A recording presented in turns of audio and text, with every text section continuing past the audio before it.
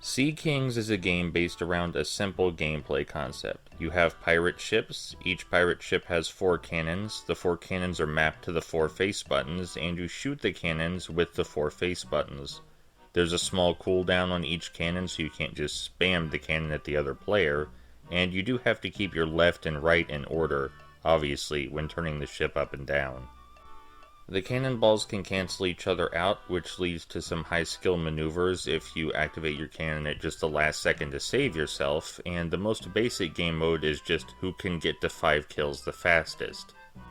With just the 2 basic deathmatch game modes considered, it feels a bit like a Mario Party minigame, but with more nuance to the mechanics and it's more polished. And that by itself wouldn't be bad, but the basic gameplay concept and mechanics I described have a lot of legs to them, and apparently the developer agreed. There are a lot of alternate game modes that help better explore the game mechanics. Now granted, a couple of them are just collect the stuff before the other player modes, but they're the minority. Most of the game modes require more precise player maneuvering, restricting player movement directly or requiring more precise firing of the cannons.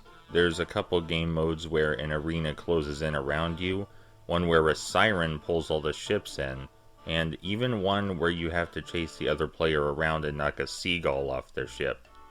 Some of the game modes even help bring to light new nuances about the mechanics, such as the claustrophobic arena mode showing you exactly how many tight spaces your ship can possibly squeeze through that you might not have even been aware of before.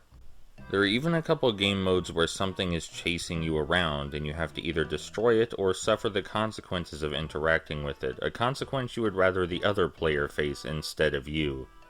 It's a solid game based around exploring a very small set of mechanics, and I'm always a big fan of those. It is a party game though, so whether you find it worthwhile personally probably depends entirely on whether you enjoy the gameplay concept as much as I do, and are willing to play with other players or bots, without any sort of single player campaign.